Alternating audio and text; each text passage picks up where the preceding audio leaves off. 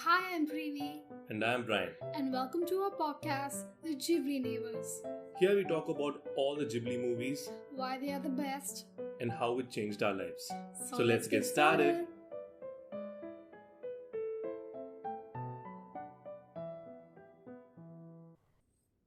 Hello everyone and welcome to the third episode where we talk about Premi's number one movie of all time. no, but it's definitely a great movie. It's a great movie. Every single movie is a great movie for you. Yes. Yeah. no, So what is today's episode about? it's about two movies that we have in the adventure genre. So one is Kiki's Delivery Service. The other is The Cat Returns. So we are going to talk about Kiki's Delivery Service and The Cat Returns. Yeah. So cat movies. Correct. We just met the neighbors and now we're going to talk about cats. Yes. Fun fact. So Japan is known for obsessing over or liking a lot of cat stuff. Yeah, that reflects in the anime style. Yeah. Yeah. Okay. So let's begin with Kiki's Delivery Service. So let's talk about the plot now. It's about a small witch who begins her journey to a new town as part of her training for a year, and she has to face all her challenges in the new town, and she has to find out what she's good at, finish her training and come back home. So what all challenges that she's going to face in this new town is the crux or the core of the story. Correct. Am I right? Yes. Okay. So what do you think about the story? How's it exciting? Boring? It's exciting because I personally did not have the chance to move out of my home to study or do anything.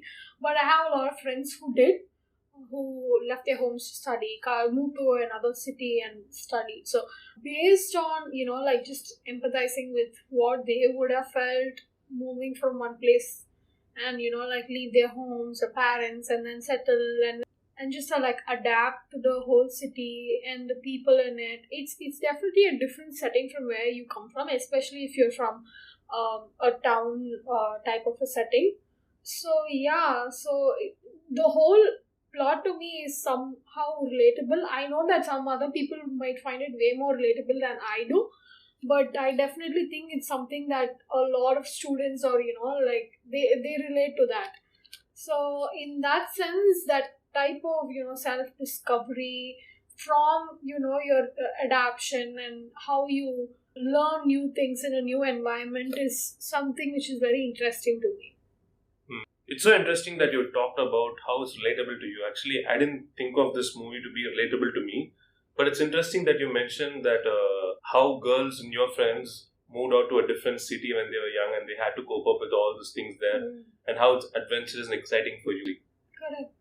Even I really am interested about how they involve reality with fantasy and how it merges together so seamlessly, because even though it's there are elements of fantasy in it, it's very much grounded in reality because how they interact with each other is so rooted in realistic interactions and beliefs and everything, and how in real life a city would work, the dynamics between people and the relationships that we share, how superficial or real they could be. I think that's the feeling that I got from the movie. So, like you said, this movie, it doesn't feel like a typical adventure movie or a typical fun movie. It is an adventure movie per se, it is a fun movie. But internally speaking, this movie has themes of growth and it has values of children growing and maturing. Correct.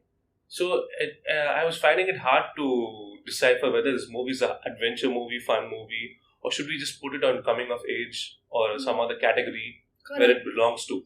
Yeah. So it's a very interesting theme about this movie. So what I want to talk about here is about the main character, the protagonist. And we have this girl, Kiki, who's just this optimistic girl. She's positive about everything about life, everything that comes in her way, about this journey. I would say kids her age can easily get scared But still, this girl, she feels optimistic about everything and she's ready to go on this adventure to a new town, learn new things, become an expert at something.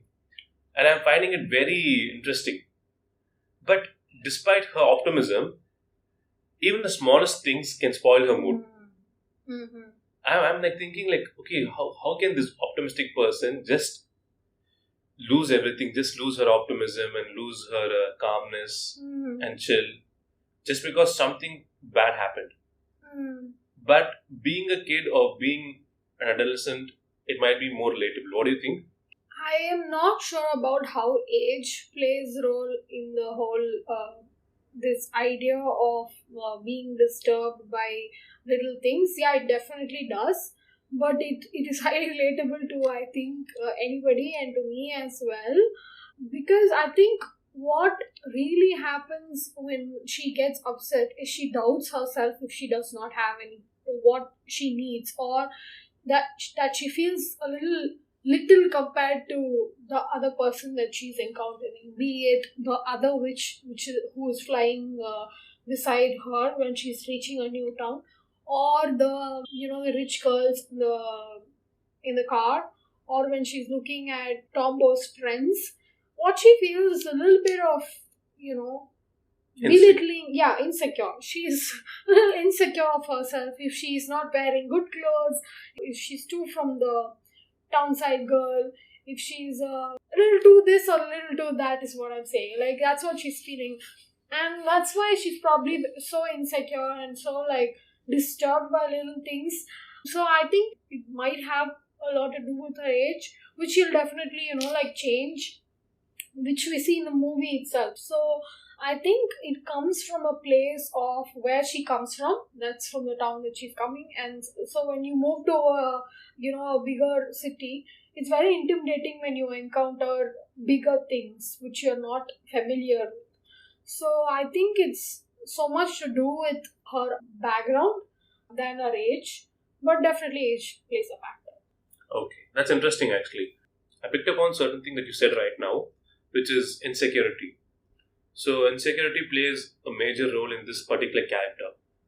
So like, as you said throughout the movie, we noticed her after going to a new town, she's feeling insecure about small things. Especially when she sees a new dress, she's like, oh no, I'm not having another dress.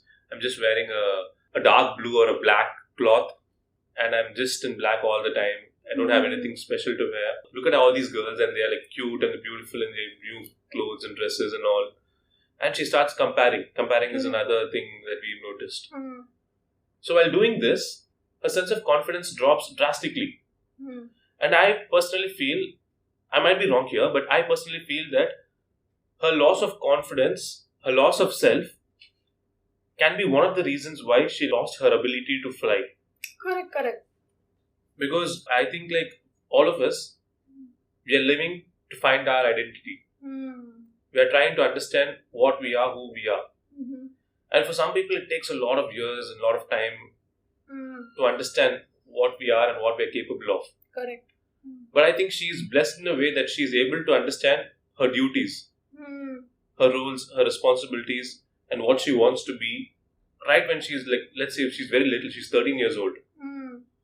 And as soon as this particular person who already knows what she wants to do, what she has to do, or what she believes in, and when she slightly derails from her identity, automatically she loses herself. So I see her losing magic as her losing her identity. So that's what I thought. Yeah, definitely. Even I believe so. There are so many like dialogues also which support what you just told right now. That is when she says that she feels flying as a job, or when she thinks she doesn't, know enough. Like when she encounters the other witch, and the other witch says that she has these special new skills.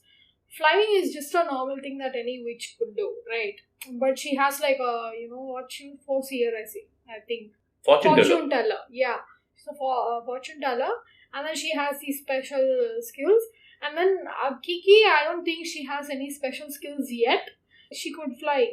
And when she meets the witch, she is very taken aback that she does not have any special skill, and then it rains, and then that's when she has to like accidentally fall on a train, and then that's how she like finds her new town itself.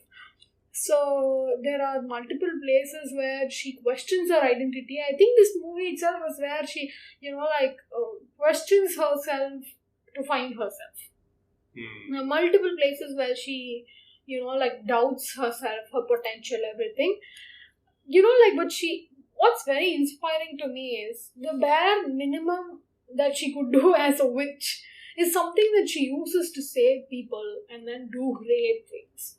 So something that really stuck to me is that God has given you so many gifts, but it doesn't have to be such a great gift as you should be like a singer or a great dancer or a great orator or anything as such. You could be as simple as you could be and still make a difference, like a big difference.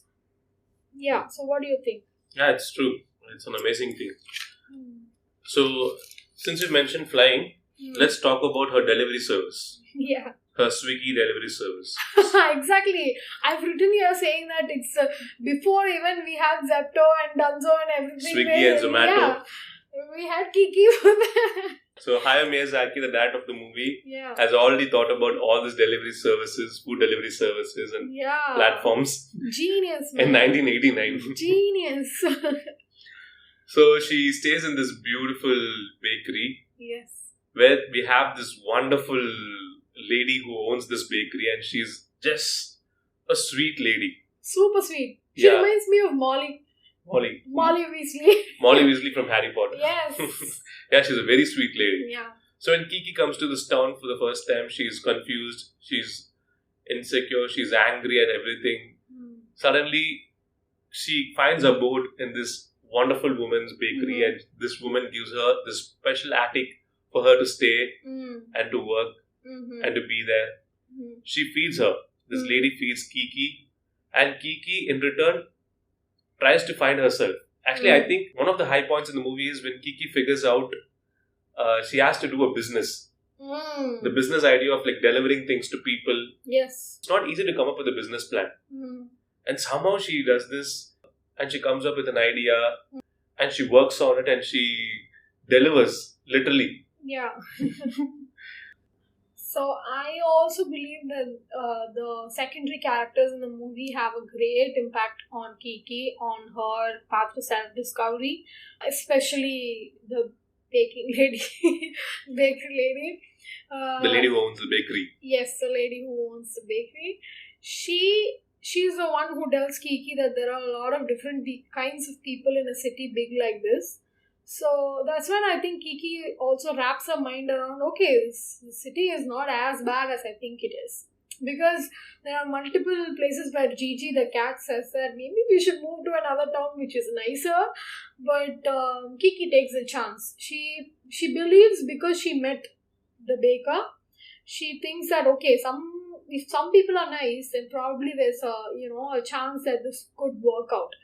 And this lady is the one who gives Kiki the hope that she could go on, that there's something to still strive for, that no matter so many people can be, mean to you, or they could be ignorant of who you are or what you do, but somebody might care. Someone would take care of you. So I think she believed in the lady herself. So that's why she could, freely think and work without being so bothered about the city itself, even though she has like different moments of sadness and insecurity. She's grounded with the support that she gets from the lady. Yeah. So talking about the supporting characters, let's also talk about two other supporting characters which I feel is integral to the plot. I think you'll feel the same. Yeah. So let's talk about the cat. Yes. The cat in the room. So Gigi is a black cat given to the little witch Kiki. So Gigi is a guide to Kiki. Since she's just a kid, we have Gigi guiding her, being with her and supporting her. And the special ability that Gigi has is she can talk to Kiki. She can understand Kiki, she can talk to Kiki, and Kiki can understand Gigi. Yes. And there's a full on conversation. Even when Kiki doesn't have anyone to talk to, there's always Gigi. And I think being able to talk to a cat is like, I don't know. It's very cool. Yeah, because it's every pet owner's dream. Yes. To talk to their pets, to have a conversation, to have a kindred spirit that can understand you, they can listen to you. And that's a great thing to have. And we also have another special supporting character which I feel, though has little screen time, is very, very integral to the story. Yes. And this person is the turning point for the story and for all the people who watch the story. Correct. This is the artist whom we meet in the middle of the movie. Yes. The small girl, or I think she's a teenager, probably, who's spending a summer in this cabin inside the woods. And she spends all the time just connected to nature, working on her own personal skill, which is painting. And this character, initially I thought this was an insignificant character to the story. I mean, like, why do you have to talk about this particular character? It's like a small subplot inside the story. But the significance this character has is very strong. What do you think about Gigi and this artist? I think that's the most integral part of the movie itself. If you pick the artist out of the movie, it doesn't work at all, and it doesn't have an ending if she is not there. So the artist is the main character. So what I think about this is how she correlates, her skills with the skills of the witch and skills of the baker, and how she correlates that to a gift from God. How she shares her experience being a creator, being an artist, and what are the ups and downs that she faces, what's her inspiration, all that. She talks about all that, and how it helps Kiki to, reorient herself and think about magic as a spirit. Yeah, as a spirit. A creative spirit. Yes, as a creative spirit, instead of just a job or just a thing that she does getting money or training per se, as she came here for training. So instead of just thinking it as something that she must do, she understands that it's something that comes from within. She also agrees that we fly by the spirit. So I think the conversation that she had with the artist is so important for Kiki to realize her potential, to get back her powers, because after that she's somehow able to wind down, take the stress out of flying, all that.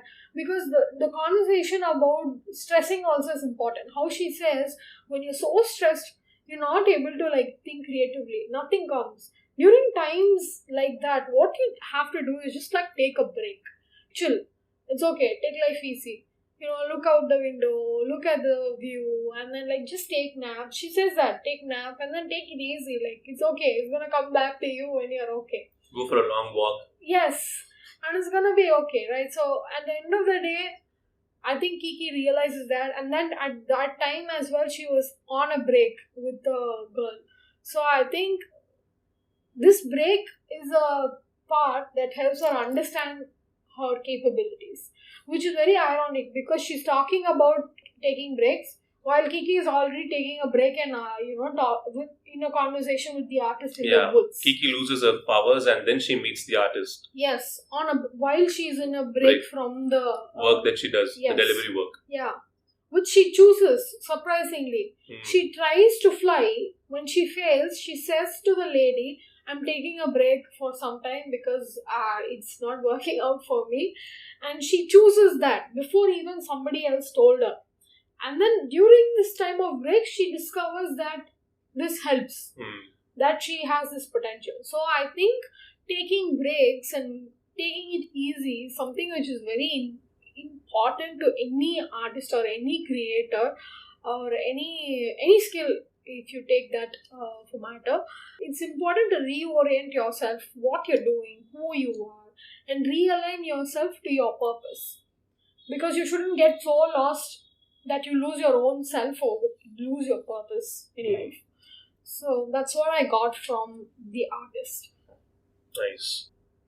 So, since we're talking about Kiki losing her powers and taking a break, let's also talk about another important thing that happens in the movie. So, Gigi, the cat who talks to Kiki throughout the movie, in the middle of the movie, suddenly it's not able to talk to Kiki. Gigi just becomes a regular cat. And Kiki is like shocked. Kiki is like, okay, you're the only friend I have. Yeah. And you're not able to talk to me. Initially, when I saw the scene, I thought this is because Gigi found a girlfriend. Yes. I thought Gigi lost his innocence. He turned into a different cat. Yes. That's what my understanding was. Yeah. But turns out it was the other way around. Correct. So we have another supporting character that we didn't talk about. It's Tombo. Tombo. Yeah. So when Kiki meets Tombo and she tries to understand everything around her, she tries to be friends with Tombo. Slowly she's maturing. Slowly she's becoming a different person. Correct. She's not a kid anymore. She's trying to overcome her self-doubt. She's improving. And it's so beautifully done. So once we see a certain level of maturity from our main character, Kiki, automatically the childlike adolescence, the imagination, and all that spirit that you have when you're a child, it slowly goes away. It's bittersweet. So it's like, imagine like when we were kids, we were playing with stuffed toys, acting as if these stuffed toys can talk to each other and everything. And slowly when we are a little older, at some point, we just stopped. Correct.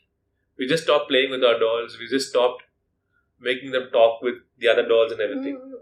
That's a certain loss of imagination. Oh my God. So I feel like it is the same equation that's happening here. Like, Gigi is not being able to talk. Is not Gigi transforming into something else. Yes. Kiki has changed. Yes. Kiki, when she says she loses her power, she's losing her powers, she also stopped listening to the cat.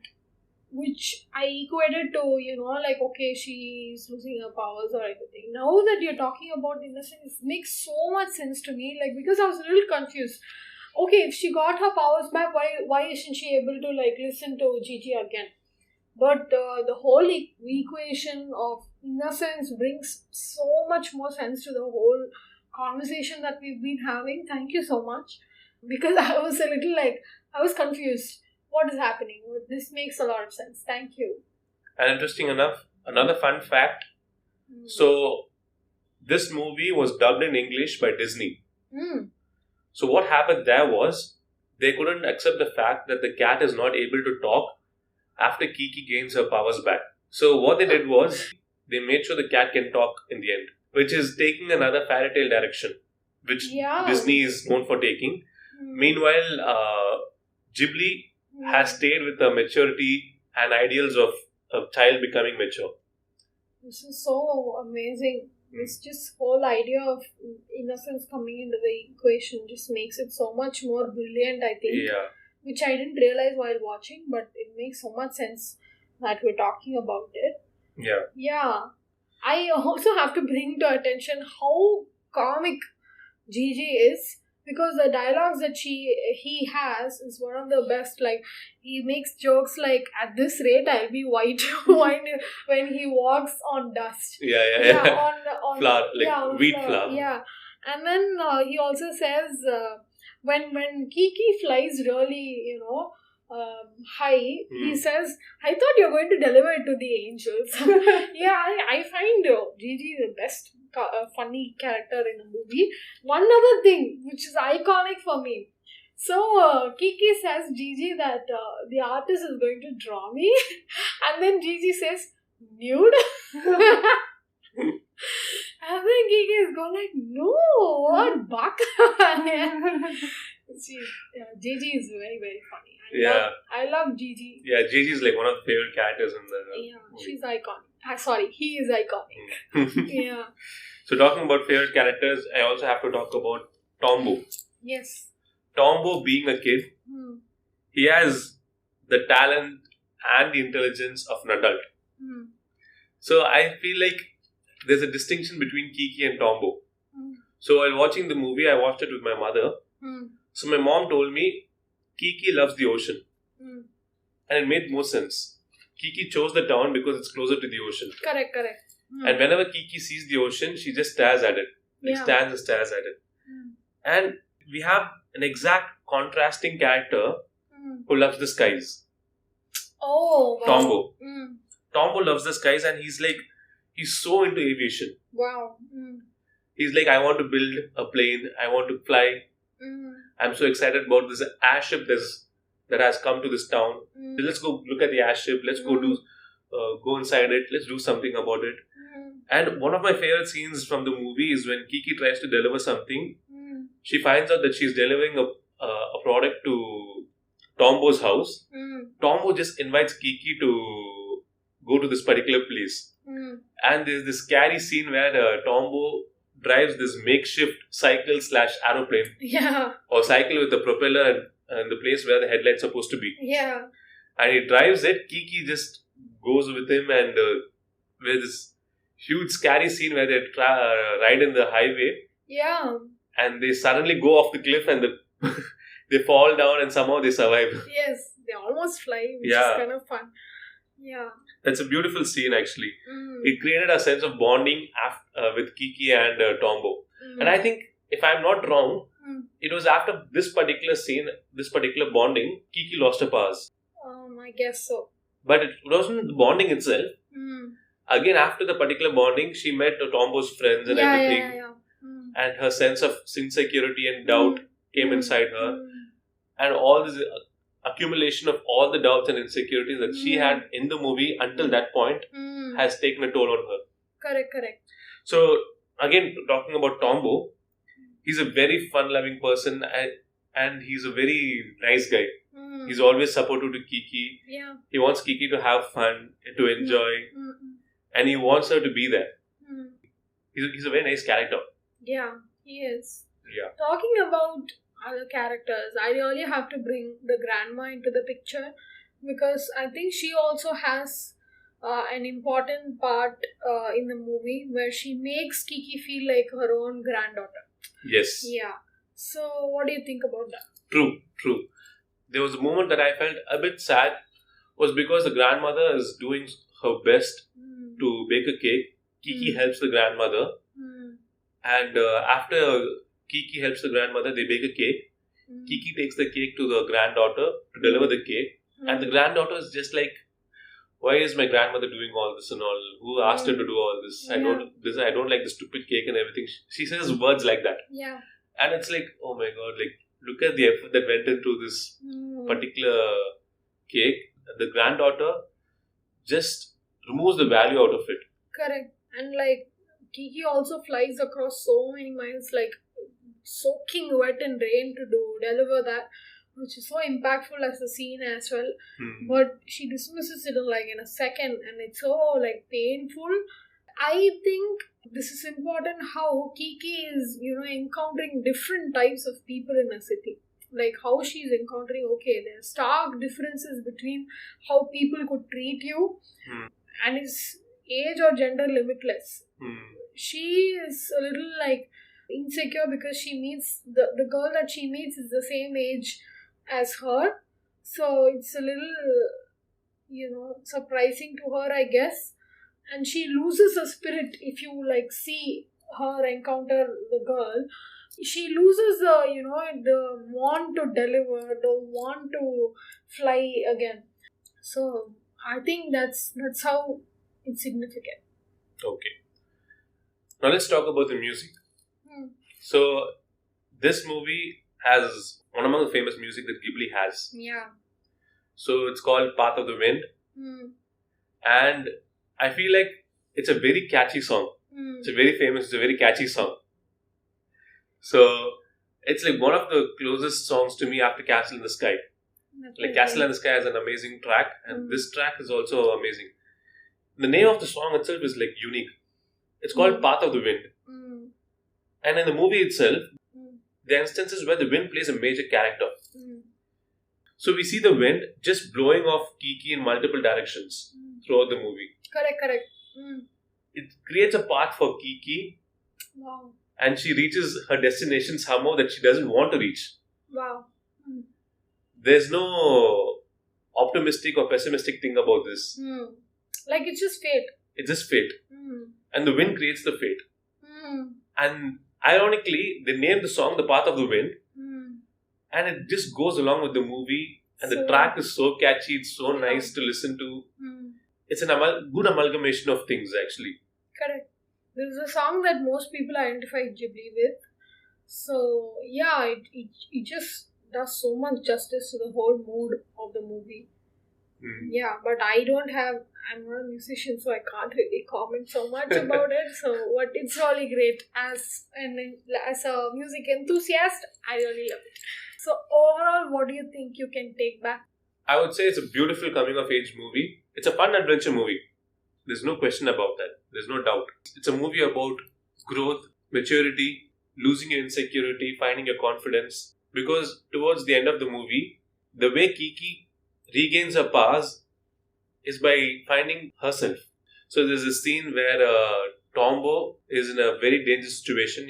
The airship is about to crash and he's hanging onto the airship. So everyone is worried that he'll die. So Kiki at this point is in a dilemma that she has to save her friend. She has to do something about it. And somehow she regains her confidence. She steals a broomstick from a janitor. And she's like, okay, somehow I must save him. Somehow I must do this. And in the end, she finds purpose. She saves Tombo. And it changes the entire perspective of the town. In the beginning, we see her admire someone for their dress, admire someone for how they look. And towards the end, we have this cute small scene Exactly. where the mother is taking her child Yeah. and her child is dressed up exactly like Kiki. So she has fans now. Yeah. Instead of showing that you have to be inspired by someone else, it's telling us be an inspiration. Correct.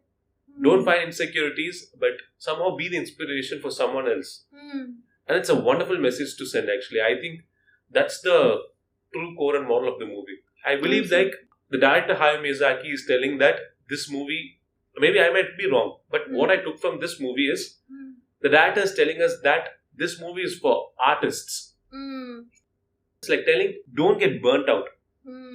Find your purpose, find your meaning, work around it. There will definitely be days that you can't do a great job. Correct. There will definitely be days that you have, let's say, a writer's block or an artist's block. You won't be able to be the best all the time. So when you have days where you can't be the best, don't force yourself to be the best. Correct. Take a break. Yeah. Chill out. Yeah. And somehow creativity will come back to you again. Yeah. So just like how we talked about Totoro and the castle in the sky being love letters to nature, I feel like this movie is a love letter to all the creative minds out there. Definitely. I agree with that. So that's what I have to say about the movie. Yeah. A lot of my thoughts also align, or I agree with the same things that you said. What I would like to add is how I think the story reflects Miyazaki as a person, because a lot of what Kiki and a lot of what the artist does is a lot of discipline and training. And there's a dialogue where Kiki says, the talk about discipline and training, I thought it was old fashioned. Like, Kiki thinks that it could be old fashioned, but how much the artist, insists on the practice part of creating is something that inspires Kiki to work more. Or also, even though she, has a perception that it's old fashioned, it suddenly makes sense, so much sense to her that it works. It works for an artist that when you train so hard, even when you have like a creative block or anything, someday you're going to get it back and it's going to work out for you. And it will work out for you only when you're practicing hard. Even when you have a creative block, do something. It's okay. But don't burn yourself out. You're going to get it back. And the discipline and the training that you build for yourself will help you. So I think there's some amount of Miyazaki's reflection in all these characters. And I think probably how he encounters his moments of creative block, I don't know. But his message is, it really comes through all the scenes to me. So I really enjoyed those scenes as well. Also, in the last letter that she writes to her parents, she's saying, I'm gaining confidence. There are still times when I feel sad. Yes. I sure love this town though. This just sums up the whole movie, I think. Exactly. Because, while encountering these different people and the different journeys that she has to take through, she has gained confidence. But there are different times when points where she feels low and insecure. But that doesn't change anything. Exactly. Like, no, it's okay. I think there's something that we have to learn from this thing. Yeah, there are times when you feel insecure or, unsure about yourself or different things. Yeah, but there are different places where you feel insecure or low in your life. But that doesn't really, take away anything from you or your purpose or what you're meant to do or who you are. So, you just move on. You like what you do. You love who you are. You love the place and the people around you and move on. Just don't get stuck in a particular emotion, a bad emotion, and just lose yourself at that place. But stay true to yourself. Yeah. What do you have to say? True. That's what I love about this movie. I mean, not this movie. What I truly love about Studio Ghibli overall is that there's a difference between Ghibli, Pixar and Disney. So, according to Disney, a good ending is a fairy tale ending. They live happily ever after. And according to Pixar, it's like, okay, I didn't have something in my life, now I have it. It's about finding purpose, close to Ghibli. It has a good ending. But when it comes to Ghibli, it's not about the happy ending. Yeah. The letter speaks about Ghibli on a whole.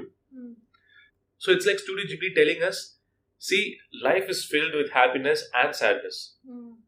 It's not like I'm not sad. I am sad sometimes, but despite that, I love this town. Now that you mentioned the beginning of this particular episode about all the people who leave their hometown to work in a different city, it reflects so much well to reality. Correct. All the people who left their hometown to work in this city that we live in right now, they say the same thing. Yeah. It's not home. Yeah. I'm happy. Yeah. But sometimes I'm sad. Yeah. But I love this city. Correct. Yeah, exactly. I hear that a lot. Yeah. So it's like a wonderful message. So let's move on to the next cat movie. A very fun cat movie called The Cat Returns. Yes. So, please lead us through. Yes. Cat Returns is a movie about a girl who meets a cat and rescues a cat. And then suddenly after rescuing a cat, she goes through a series of fantastic events which changes her life. Yeah. Do you agree with the plot that I just said? Definitely. Yes. Even as a plot, it sounds, what the hell is happening right now? Exactly. It's so trippy, man. So trippy. There's so much catnip in the movie that it's so trippy, I think. Definitely. Yeah. So about the plot, what you're trying to say is, she saved a cat and was being catcalled by a cat to visit the kingdom. And she went. Yeah. Nice. That's very funny. That's a very funny way to say it. Cat calling. So it was a calling by a cat. Yeah. Cat calling. Yeah. So what do you think about Haru herself? Oh, Haru. Okay. Haru is again quite similar to Kiki. So Kiki is this girl from a town, or let's say a suburban area. Yeah. And Haru is a city girl who lives with her mom. Haru is this very shy, timid, optimistic girl who crushes on this guy who's already in a relationship with another girl in school. Yeah. Yeah. So, despite that, she's desperately in love. Let's just say she's crushing over this particular guy. And in the beginning of the movie, I can easily say that she has low self-esteem. Definitely. She doesn't regard herself as a person with high quality of character and ideologies. She's very clumsy. Yeah, she's very clumsy and she has a very low self-esteem. And she's a nice girl, she's a wonderful girl. See, talking about this plot itself, in the beginning we see this cat crossing the street. A car is about to hit the cat and she didn't think twice. Yeah. She went right into the action. She saved the cat somehow. Yeah. That's like one of her positive characteristics that she has. always ready to help someone, always saying yes to people. I like the characteristics that Haru has. Yeah. So I think that the experience, the near-death experience that she had while saving the cat, is somehow like related to how other people also have these um, fantasy kind of thoughts, and then these mental images when they experience stuff like this, like a near-death experience. They say a lot of things on him and gone. They say. So I just thought that it could be something like that, but what Haru experiences is way more fun than what anybody else talks about when they, meet with death almost. Yeah. Yeah. So it's very nice. What do you think about whatever happens like after she saves a cat? Like, what do you think about the fantasy elements of the story? Yeah. You're talking about catnip, but I feel like she had the catnip. Exactly. Because in Kiki's delivery service, Kiki is able to talk to the cat. Yes. And it changes. But in this movie, she's a teenager and she's able to talk to a lot of cats. Oh God. And these cats walk like humans. Yeah. In 2 legs. Yeah. I'm like, what the hell is happening? Yeah. Everything that happened after that point in the movie was just so much fun to watch. Exactly. It was so mad and trippy. Yeah. I mean, the very moment the cat starts talking to her, I'm like, what? Okay, something interesting is going to happen. She has this net type bat which she uses to save the cat, and it breaks. She goes back home. Next day, she finds her locker filled with all those net type bats. And the cats, as a gift, they made multiple boxes tied with a ribbon. And if you open those boxes, you'll find rats. Oh, yeah. It's so funny. Even though it's a fantasy element, finding like boxes of rats inside your lockers, I've noticed many cats leaving dead rats outside your house. Mine did it last week. It was very funny. But I was just telling my mother how it's just trying to give us a gift, or it just trying to show us gratitude, or, and she was like, I don't want a dead rat in front of my house. Yeah. So it's a pure fantasy movie, but elements of this fantasy movie is grounded in realism. Definitely. So, as any Ghibli movie. Yeah. So the cat she saves in the beginning is a prince cat. Yes. As in the son of a king. Yes. She goes back home. Suddenly she wakes up from her bed and she sees this huge parade of cats walking towards her house. It's so majestic. I love that scene. I just thought it was historically rooted as well. Based on the scenes from the movie Tales of the Princess Kaguya, there's a similar scene. Huge parade. Yeah, there's a procession. So, and I remember seeing a procession of sorts in the Demon Slayer as well. So I think it's a cultural thing that happens, a procession. Interesting. So I really liked that scene. Yeah, even I like the scene because we see a bunch of cats coming in line, carrying the king cat who's lying down on its chariot. Yeah. And they are walking and coming in 2 legs. Yeah. Meanwhile, they have bodyguards. Yeah. Black and white cats and bodyguards who are stopping other cats who are walking in force to come near the king. Yeah, that was just so good, man. I just loved it was so that fun. So fun. So, you know why I said, even though this is a fantasy movie, it has elements of realism. Why? So, in reality, cats see us human beings as bigger cats. Oh. According to cats, we are not humans. Okay. We are not people. We are not a different creature. Okay. We are just big cats. Okay. And after the procession, you would have noticed that the king's subordinate, the minister, he comes and tells her, so we've come here in procession to thank you for saving the king's son, and we want you to marry the king's son. Yeah. I'm like, what? Why is this happening? Then only I realized, okay, according to cats, we are cats. We are not humans. Yeah. And that's crazy actually, how they equated those two things, and they're like, okay, marry the prince. That's your task. I'm like, that's amazing thing. Yeah. So let's talk about what happens after this point. After the parade, after the procession, she meets another cat who tells, be ready for another procession that we'll come. We'll carry you, take you to the cat kingdom, and you'll marry the prince. Yeah.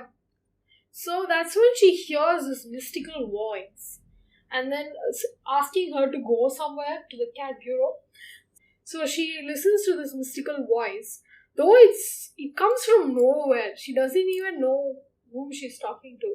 But she listens to that and she goes there, which is funny to me. So whatever happens next also is very fascinating and very enticing to me because I really like the characters that comes next.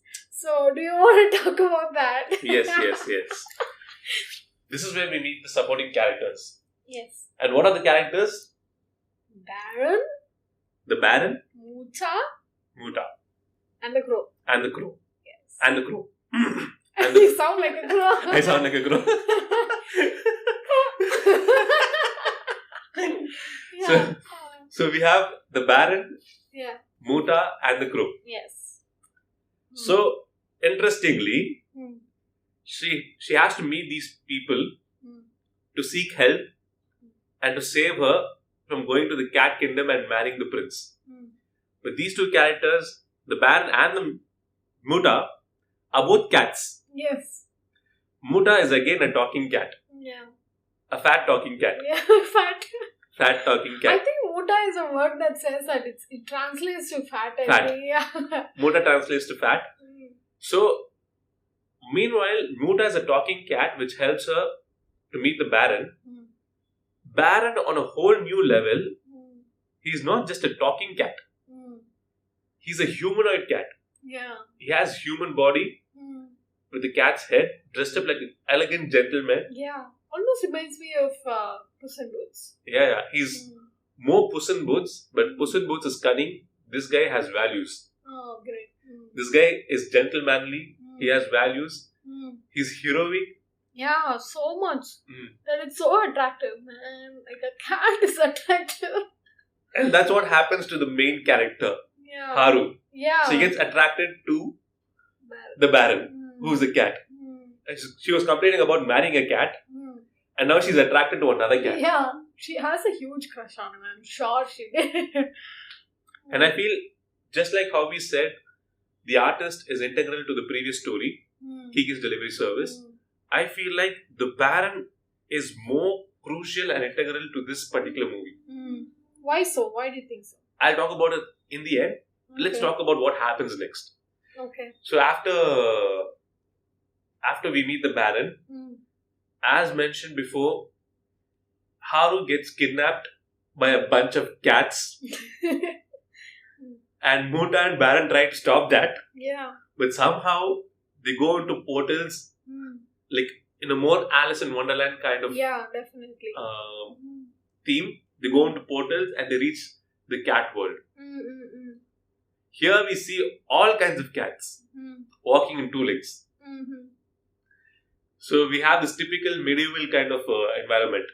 A kingdom with a king, surrounded by a village and filled with cats.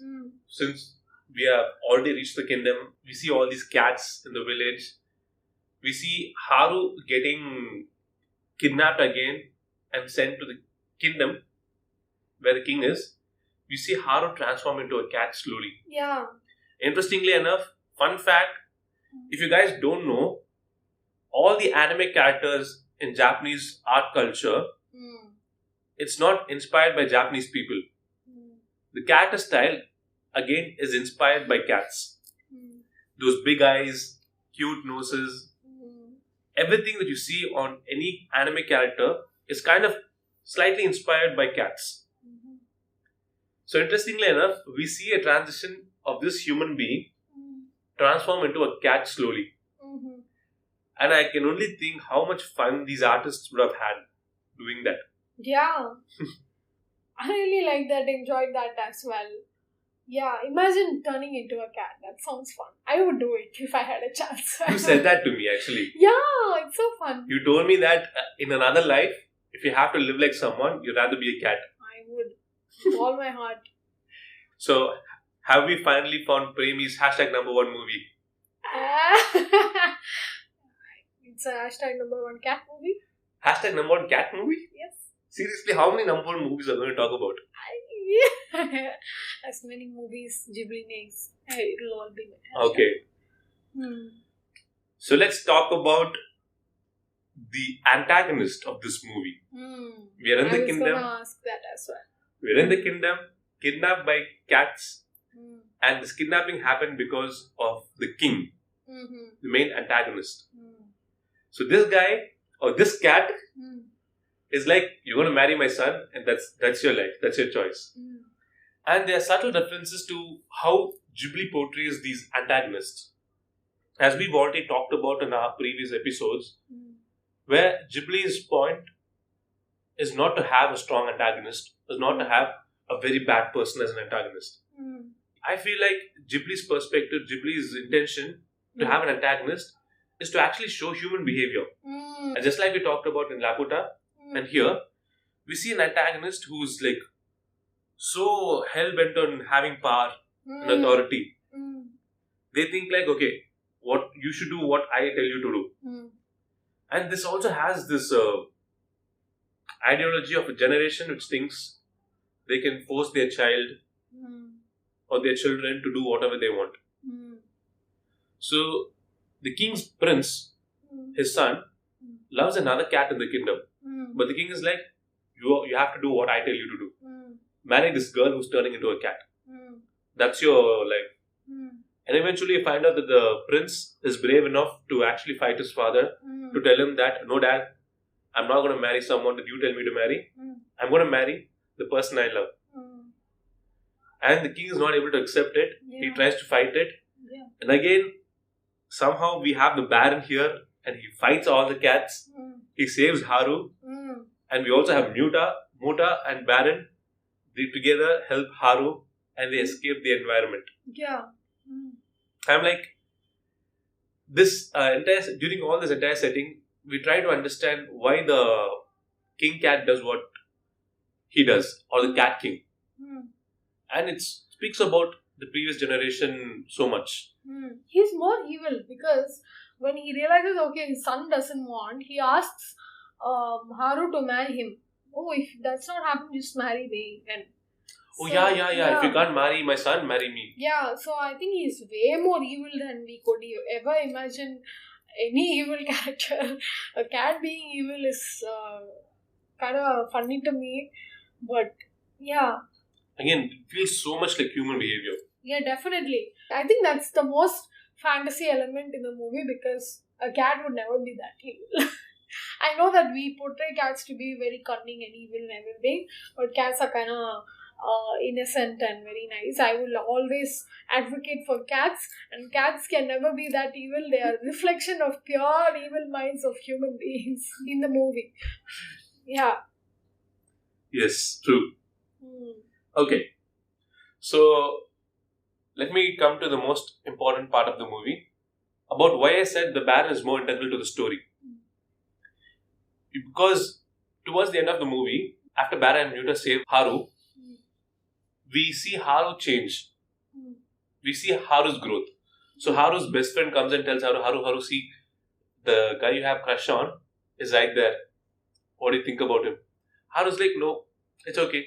Let him be. But I'm not interested anymore. Yeah, probably she's more interested in Baron now, but yeah. Okay, I hope that's not the truth. Okay, I mean, obviously, who am I kidding? That's the truth. Yes. Everyone likes the Baron. Yes. You like the Baron. I like the Baron. Yes. So, yeah. So, we see this change in character. Yes. So, Baron has this uniqueness to him. Baron has class. Very classy. Yeah, he's very classy. He's very gentlemanly. He has high self-esteem. Very, yeah. And we see... very heroic. Yeah, very heroic. Extremely heroic. His presence is just so good. Like, as good as somebody like Tom Cruise or... I would compare him with Zorro. Yeah, Zoro, yeah. Even I thought so. So classy, so nice, Mm. gentlemanly. Mm. This character has had an influence on Haru. And we see Haru change. Correct. So one characteristic that Haru shares with the Baron is being heroic. Haru is very heroic. And what Haru gains out of this entire movie, it's like a model to us and to Haru as a character, is remember your self-worth. Remember you are more valued than you think yourself to be. Yeah, definitely. That is something that you can take away. Also, I think that she herself also discovers her own value in the maze. She understands that she can also contribute something. Until this point, she's being helped. Like somebody helps her to, do things. Somebody helps her to be saved, all that. But before this, she also encounters a cat that she's helped. And this cat that she's helped is also very integral to the story. Because she remembers a time when she was able to talk to cats before in the beginning of the movie. She remembers a time when she was able to talk to cats. That's when she helps a small little street cat, a white cat. And later in the movie, in the town, she meets the cat and realizes that's the voice that she heard. Yeah, and it was the same cat which was manning the prince cat. Exactly. So that was a cat that she had helped all year in life. And meeting that cat helps her realize that she's done something purposeful in her life. Like, even though she didn't realize when she was doing it, yes, she has done something which is useful. She's helped somebody. She's inspired somebody so much that cat is so grateful to Haru. Yes. So grateful that she goes above and beyond to help Haru in her journey in that place, in the cat kingdom. So that's when I think she realized she also has something in her to help other people or to make a difference in somebody else's life. So she gains a lot of confidence. Yes. Yeah. So in the maze, she's able to solve problems and make way and find the destination by herself. She's able to contribute. She's not just being blindly saved by other people now. Yeah. Yes. That's actually a wonderful thing to say. So guys, remember, always take care of your stray cats. Stray cats. I said stray cats? Yes. Yeah, always take care of your stray cats. Please don't mistreat them. Any stray animal, take care of them, feed them, be nice to them. Even if you can't feed them, at least be nice to them. Care for them. Maybe someday they might talk to you and they might help you out. Yes. We never know. Never know. It's true. And don't catcall. Only cats can catcall. Yeah. That's only acceptable way of catcalling. Yeah, literal catcalling. Yes. So you have anything else to add to the movie? What do you have any standout moments which you really loved about the movie? Because there are so many adventure elements in the movie. It just goes in a fast pace. I really love the second half. In whatever happens in the cat kingdom happens very fast, one after the other. So what do you have to, is there any standout moment, a scene that you really liked? Anything in the movie which had the Baron is like the coolest scene in the movie. Brian is being a teenage girl though. No, I don't love the Baron. I admire the Baron. Teenage girl fantasies. No.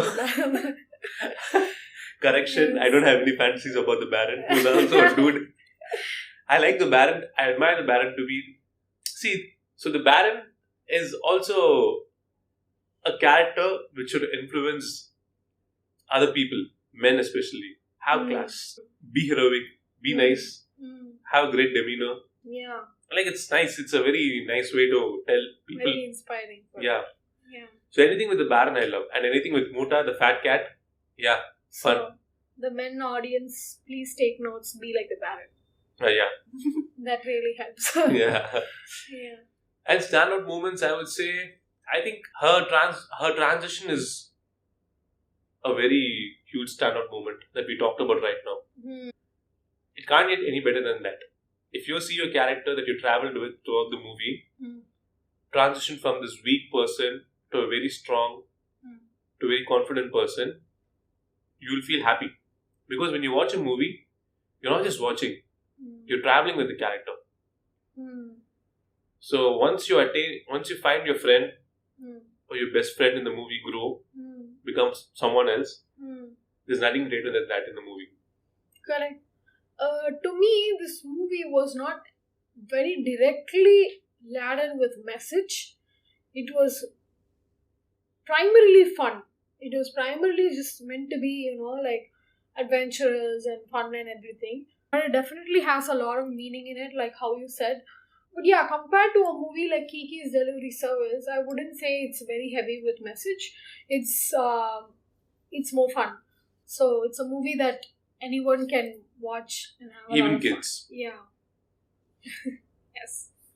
So that's a wrap. Thank you for listening to us and stay tuned for the next episodes. So bye. Bye.